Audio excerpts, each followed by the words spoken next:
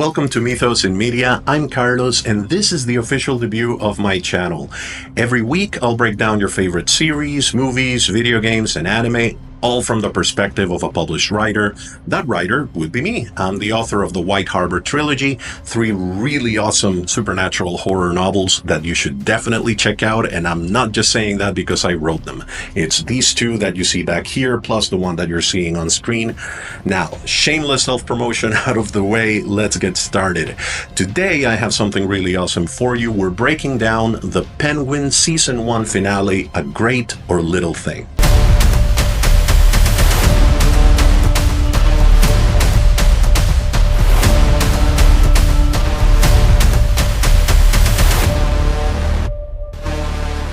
The Penguin is a spin-off of Matt Reeves' The Batman, which follows the rise of Gotham's kingpin, Oswald Cobblepot, or as he's called in the movie and the series, Oswald Cobb. Yes, the name made my inner Batman purist cringe a little bit, but I'll allow it. Now, fans were understandably skeptical about whether this series was necessary or just another HBO cash grab. Spin-offs, as you know, can be hit or miss, and usually they're a miss.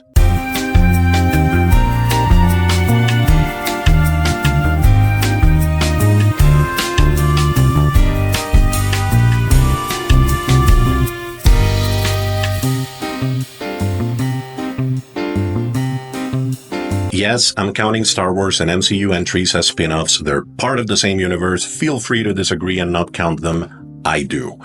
Anyway, The Penguin surprisingly shattered expectations with some tight writing, layered characters, and fearless storytelling. And by episode 8, people were actually curious, is it going to stick the landing? Because you can build up all the goodwill that you want, but if you don't actually have a good ending for your story, everything else that came before it is ruined.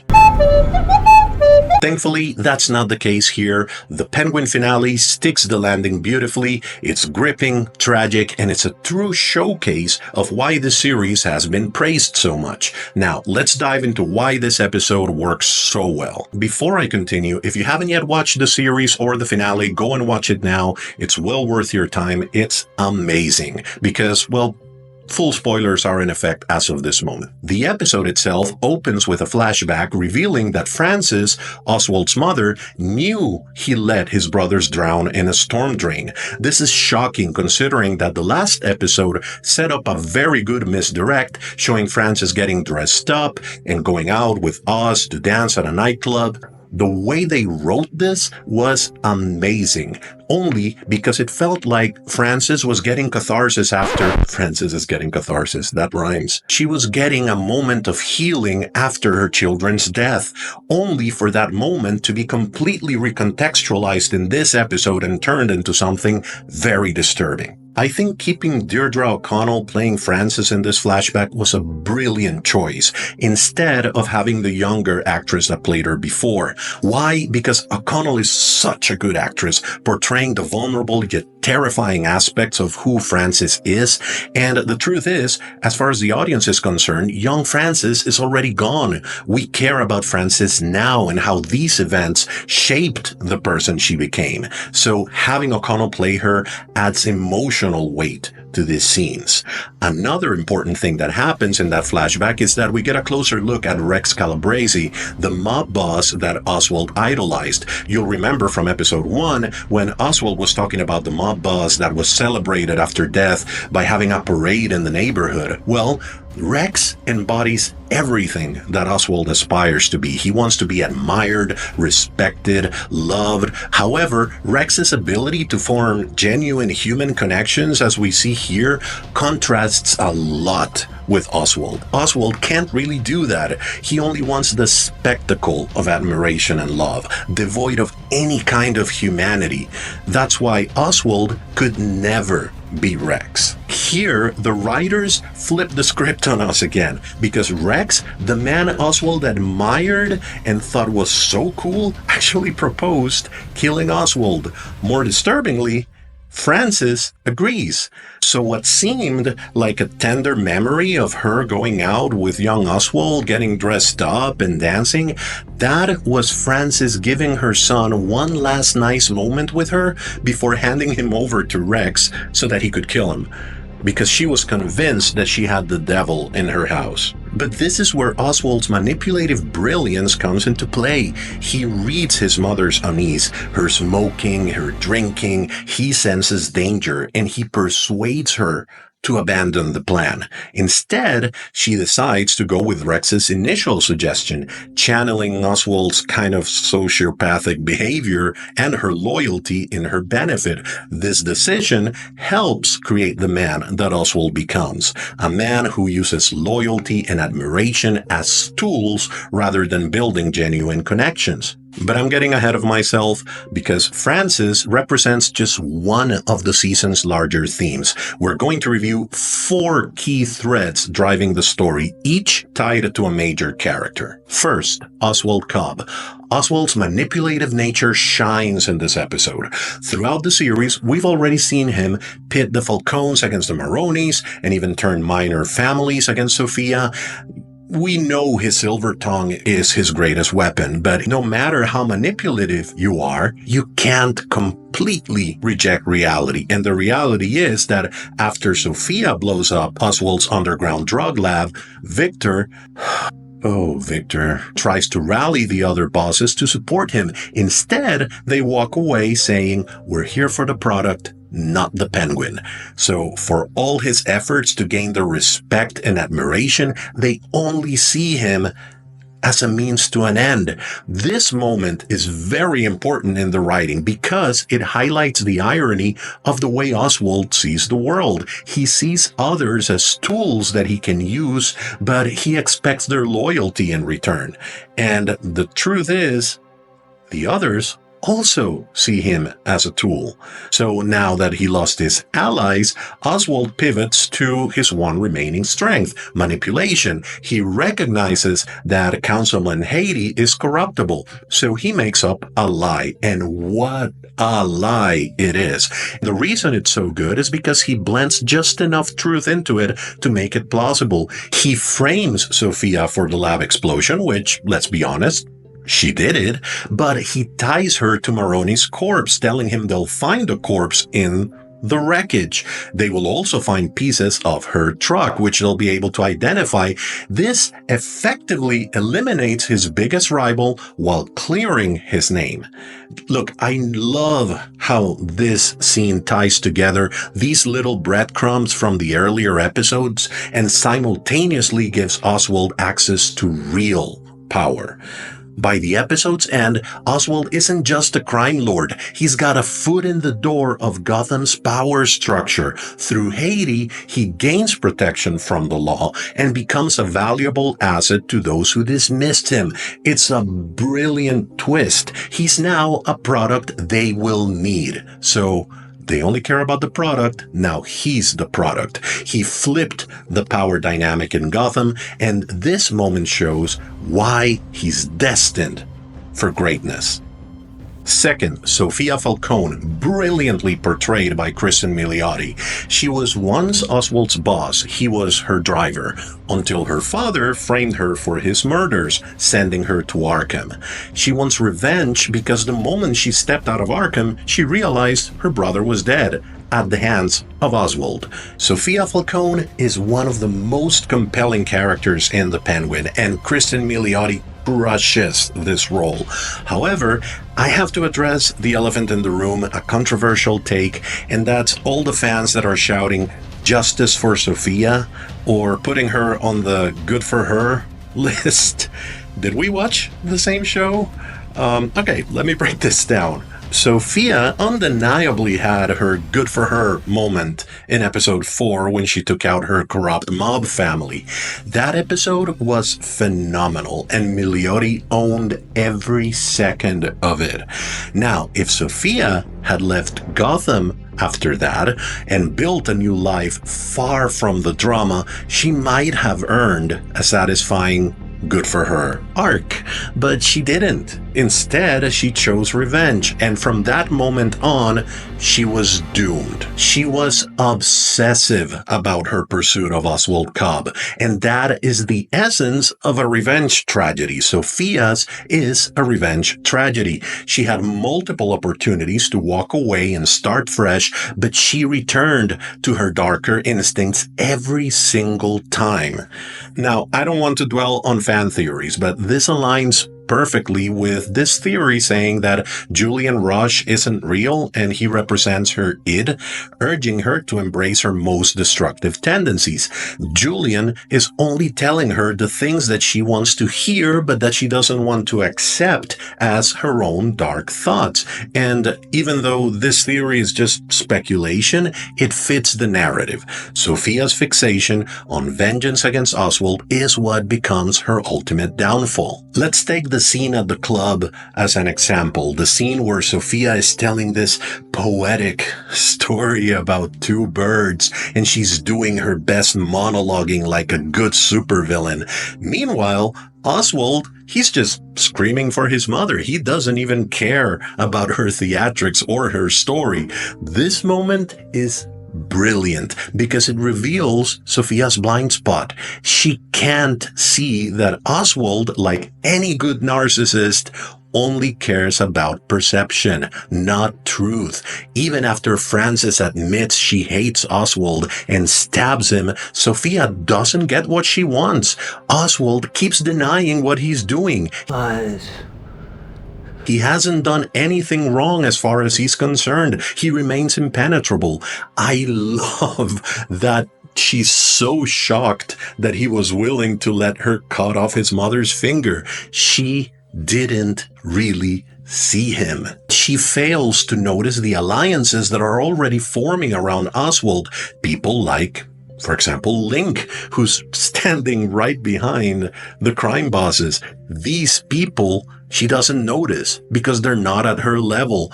I will admit I was worried that the writers might kill Sophia off, but being honest, nothing in the writing up to this point suggested or foreshadowed that she would die. For me, it was pretty clear that her destiny was downfall, not death. So when Oswald told her, "You're going to hell," it clicked for me. She wasn't going to die. Her hell would be Arkham. This is the perfect ending for a character consumed by revenge, a fate worse than death. It was meticulously set up in the writing in the previous episodes, and Arkham stripped Sophia of everything she ever fought for. It's a tragic yet inevitable outcome. Now, about the whole justice for Sophia thing, true justice would have been her leaving Gotham and escaping the cycle of violence. Instead, Sophia gaslights Gia, whose parents she murdered, and she leaves Gia in state care. This makes her no better than Carmine Falcone, who treated Sophia similarly. It's horrendous, and it underscores the way Sophia has transformed into the very thing that she despises. Worse, Sophia tortured Frances, a woman suffering from dementia, just to force Oswald to admit to a crime he committed when he was a child. It's a disturbing display of cruelty, as if she were seeking some twisted kind of Dr. Phil level of performative satisfaction. And let's not forget her most monstrous act, blowing up an already devastated neighborhood, injuring and killing countless underprivileged people. Sophia might be a tragic figure shaped by trauma, but let's be clear, she's a monster. She earned her spot in Arkham, where she probably deserves to spend her entire life. That would be justice. Though, let's be real, no one actually stays in Arkham forever. Her arc at least has a bittersweet note at the end, something good, something positive. She receives a letter from Selina Kyle, Catwoman, who happens to be her half-sister, as it was established in the Batman. It offers a glimmer of hope because it shows her that she's not completely alone. And if we go back to the writing of the series, this is a theme woven throughout the story for her because she lost her brother, the only person who truly cared for her, the only person she could actually trust. This letter closes Sophia's arc with a sense of connection, with a sense of not being alone, even amid her downfall. By the way, at this point in the video, I just want to thank you guys for joining me in this deep dive of the Penguin. If you're enjoying the video, don't forget to like, subscribe, and share your thoughts in the comments below. Your support makes all the difference in the world because this is a very new channel. Tell me what you liked, what you didn't, what you disagree with. Give me advice. I like to reply to comments. And that said, again, thank you, and let's keep exploring this amazing story. Third on the list is Francis Cobb. Oswald claims everything he does is to make his mother proud and make her happy and give her the life that she deserves. But Francis knows Oswald killed his brothers to have her all to himself. Francis Cobb's story in this episode is devastating. It starts with the flashback that we already discussed, and it escalates when Sophia threatens to chop off Francis's pinky to coerce Oswald into confessing his crimes. Now, Oswald, as we already saw, refuses and instead gaslights his mother instead of protecting her, making Francis's rage just boil over. She explodes. She tells him, "I hate you." She calls him the devil, and finally she ends up breaking a bottle and just pushing it into his gut. It's a shocking moment. It's raw. But the question is, does it actually hurt Oswald emotionally? Maybe? It's a little bit ambiguous. His reaction suggests he's more concerned about maintaining appearances and maintaining control of the situation than caring about his mother's feelings. Finally, Francis's anger and betrayal culminate in her suffering a stroke. She hallucinates her two dead children before collapsing, and this finally gets Oswald to rush her to the hospital after escaping. But even here, his priorities are a bit twisted. He goes to a secret place to staple his wounds instead of actually asking for medical help, because remember, for Oswald, what matters is perception, not truth. He needs people to think his mother loves him. He even tells Victor that the one that stabbed him was Sophia. Later on, after his triumph over Sophia and the mob bosses, Oswald visits Frances at the hospital, only to find her in a vegetative state. And this is where he might trick you into thinking he cares. Why? Because he shouts at the nurse. He begs for his mother to react. He pleads for her to say she's proud of him. It's heartbreaking. It seems like genuine grief, but it's not. Oswald, if you remember, was the one that brought her to the hospital, so he's known for hours that his mother's condition is serious, even if he didn't know that she was in a vegetative state. And yet, he barges in, champagne in hand, declaring, "I'm the king." So his anger doesn't come from her state, but from her inability to give him the validation that he wants. And to close Francis's story in the chilling final scene, we see her in an empty penthouse room, totally alone, staring out over Gotham. A single tear rolls down her face as she becomes the prisoner she begged Oswald not to let her become. He promised to help her die if it came to this, but instead he leaves her trapped. This is an act of narcissistic revenge. Frances insulted him. She tried to kill him when he was a child and now again as an adult. And she failed to affirm his greatness during his greatest triumph. A narcissist can't have that. So Oswald fulfills his end of the deal like a good son, while at the same time sentencing her to a life of silent suffering. It's horrible, and yet the final blow comes when Oswald plays her favorite record and we see young Frances No, this isn't a hallucination. Oswald paid Eve to act like his mother, telling him she's proud of him, telling him she loves him. And this brings forward a whole lot of disturbing implications that have only been hinted at, because we all know what Oswald's relationship with Eve is. I mean, we've seen the underwear drawer, but this is yet another layer of Oswald's twisted need for control and the illusion of love. So even if Eve hates this, it's something that she has to do because it's her job. It's the end to a complex, tragic mother-son relationship. And just to bring your mind again to that underwear drawer that Oswald had for Eve, and then matching it with this image. My beautiful boy.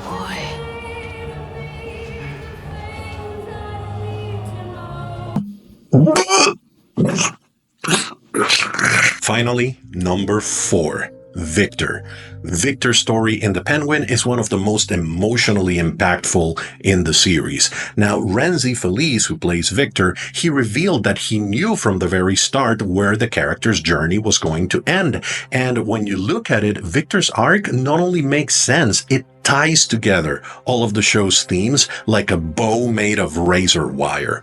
Victor begins as a small-time criminal, one of Gotham's many forgotten people, shaped by tragedy and hardship, his parents' deaths, the desolation of Crown Point after the flood. All of that leaves him with very few options to survive. So when he meets Oswald, their first encounter could have very easily ended in Victor's death, but Victor proves himself a survivor. He demonstrates his usefulness even in Oswald's dangerous and often deadly plans. Though he's reluctant at first, he agrees to work for Oswald.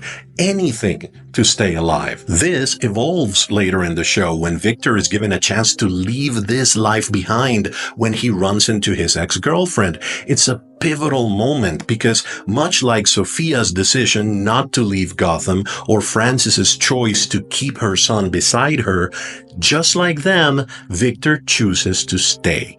He wants to be somebody, to carve out a place with his name on it, just like Oswald wants.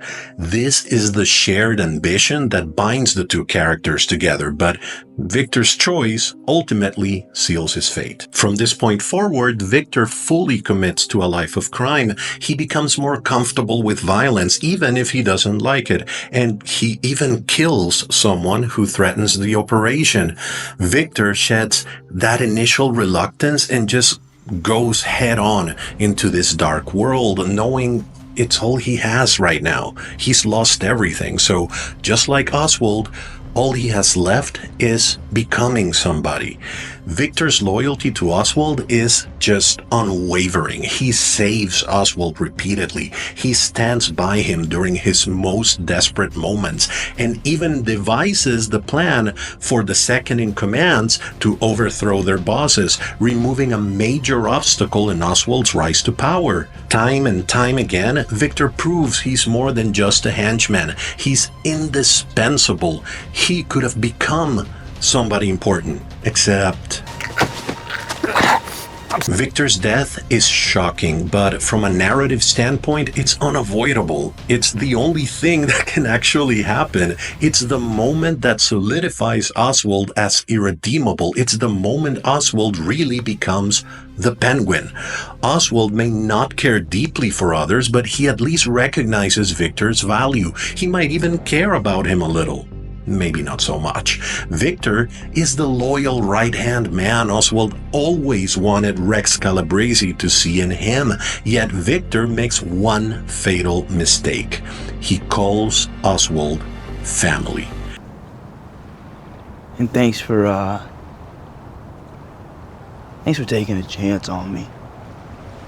You're like, you're family to me, Remember when Link told him to know his place? That's bullshit. Watch what you say.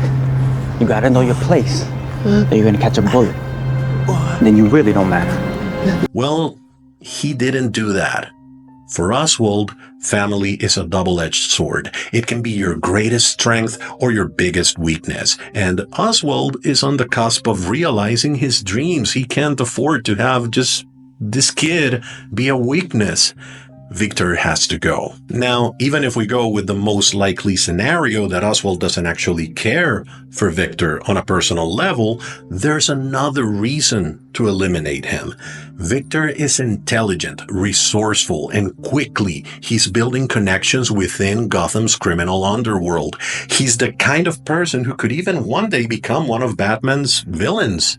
He's someone who could one day overthrow Oswald. So by killing Victor and discarding his ID in the river, Oswald erases his most loyal ally, ensuring he leaves no loose ends. Victor, who wanted so badly to be somebody, ends up a nameless John Doe.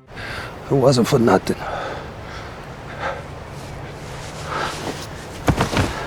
While we may have been rooting for Oswald within the confines of the show, seeing him as this kind of underdog climbing the ladder of Gotham's criminal hierarchy, we still need to remember who he is. Oswald is not just a complex anti-hero. He's the Penguin, one of Batman's most enduring villains. He's pure, callous evil. His story is not about redemption or triumph. It's about becoming a monster, or having that monster realized. If the Penguin is to stand as Gotham's kingpin, we can't root for him over Batman.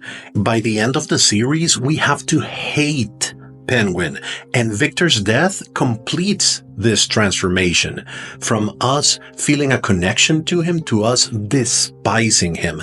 There's no redemption for him. It's a testament to the showrunner's restraint that they never wavered from this direction. In a different network or a different series, a studio executive would have probably approached them and demanded that Victor stay alive to soften the blow. But here, the choice to let Victor's story end this way is commendable.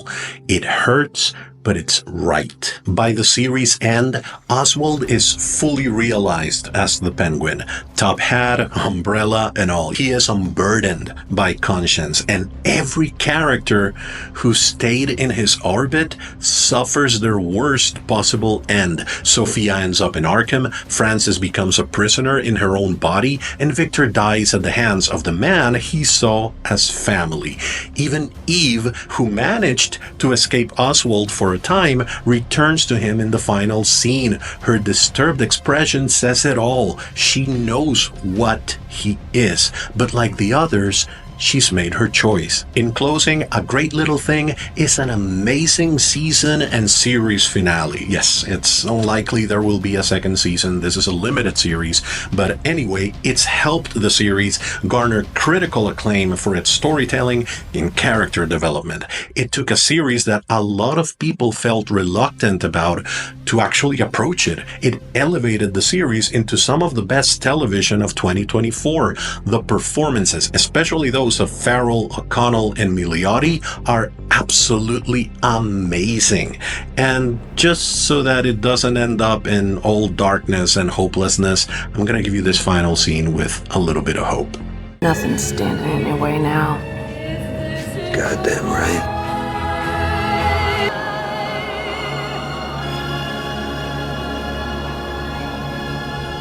And just a quick reminder, like, subscribe, comment. Tell me if you would like me to review an episode from one of your favorite series. I will definitely take that into consideration. Thank you so much for watching.